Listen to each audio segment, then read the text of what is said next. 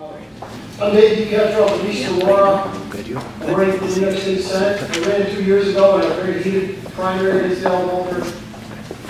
Here in Erie County, the largest county, she holds about 55% of the district. It also gerrymanders through Wyoming, Livingston, and Ontario counties. It actually goes from Evans, goes from Lakeview to Canandaigua, about 114 miles straight across. It's the biggest district in the state.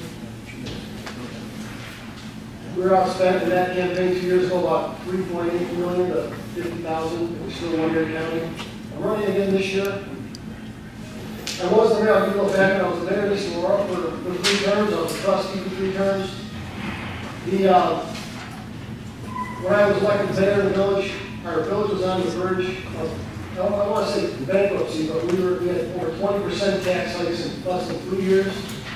They were proposing a double-digit tax increase for the next year for a little village.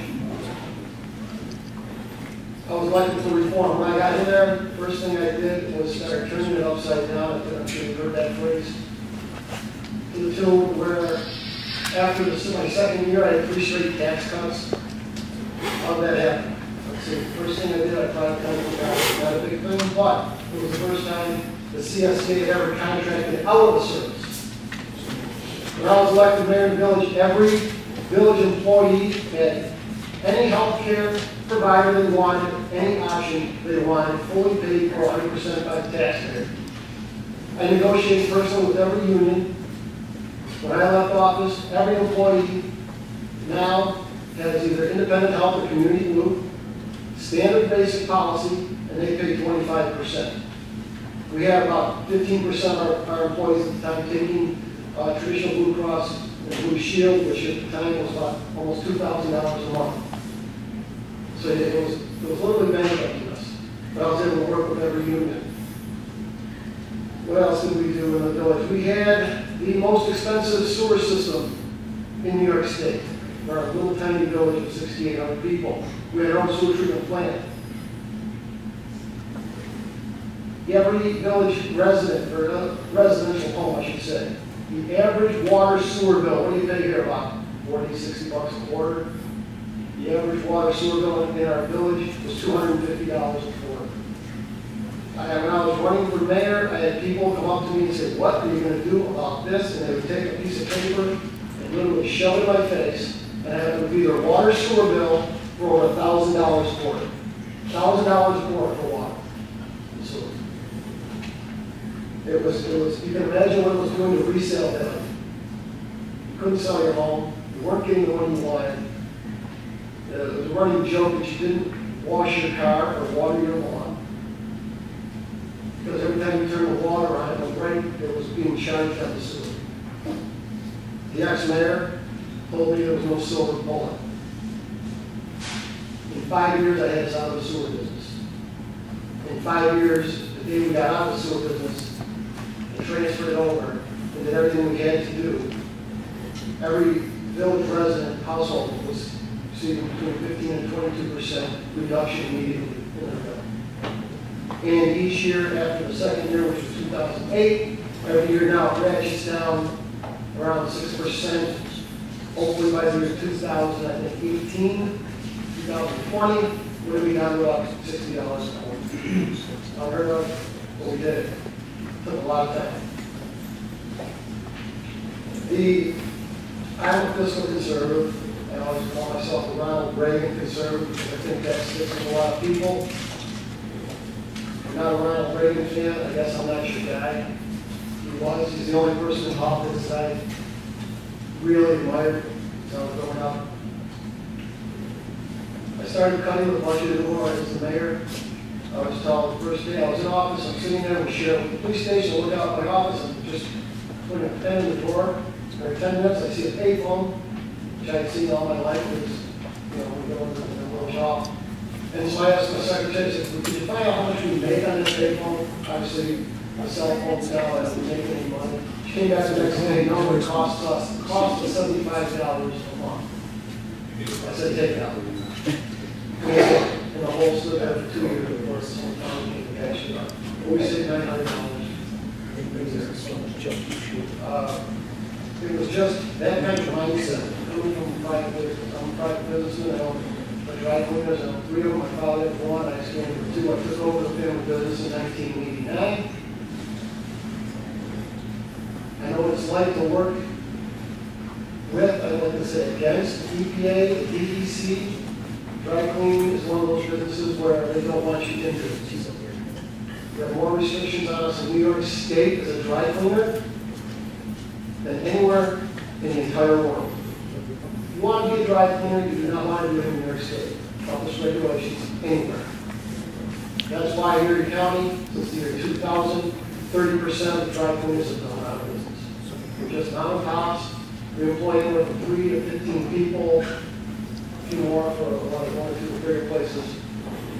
But no longer can they stay in New York State has made it so onerous to be in that business that they're just driving out. The cost has gotten so prohibitive that probably a lot of you don't even do a lot of dry cleaning. You dread going there because it's not cheap. It's because of New York City. I would like to take that mantra to Albany. You sit and talk, and you're figuring out your bills every night, every week, where you're going to allocate your money. It's time someone was up there in Albany who does the same thing. I know what it's like running a business and employ people, and it's like to employ people.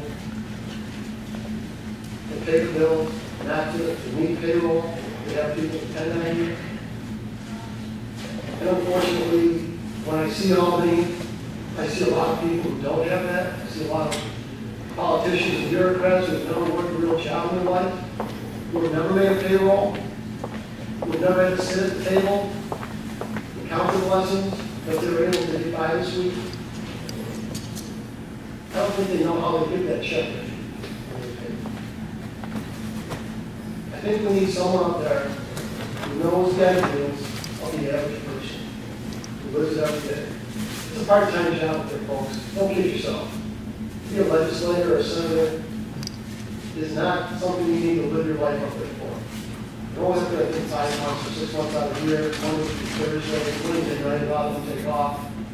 Yet they get paid $80,000 plus all the perks, which is a ton of money. Sometimes I go, you know what? I wouldn't mind paying that for the money. If someone was up there, just one person, like last summer, if someone else would have just stood up, like one of our local senators, and said, enough's enough, I'm not going to vote for you, I'm not voting with you, I'm going to fight for the people. This is ridiculous. They never did. What happened? The party chairman put the pressure on them, and they all ran back to the parties. We all saw it. They exposed themselves up in Albany last summer. The veneer came off, and you saw them for what they were, and that was worthless. I don't want to be negative, but why do we all sit here and we know where this state's going? We all know what we can do to fix it. We have over 700 authorities. Every one of them needs to be empowered. They can't cut one authority. Well, they always stay with open borders for our welfare programs. If you can listen to Bowerly the last 2 days, he's gone on that 6 straight hours and telling us all fraud and abuse and corruption in this welfare. Arkansas, Alabama, other states give their people bus tickets to come to New York to collect our money. You do not have to be a resident here. And I'm not saying cut off the poor, don't help the needy. What I'm saying is tighten up the border. Give us a 1-year residency like every other state in the union. You want to collect, we'll help you. Live here. Why do we have a manufacturing tax, which has driven out every manufacturer you can think of, starting with Bethlehem Steel? They're all gone. Why? Because the state regulations have gotten so hard that you tax us to death. First thing I want to do is get rid of that tax. Maybe it's not a big one. But I'll tell you what, one corporation, one manufacturer can stay here and employ some people. It's worth it. Why do we have the highest gas tax in the country? First thing I want to do, eliminate the gas tax. It can be done real easily. You ever hear any other legislator calling for that?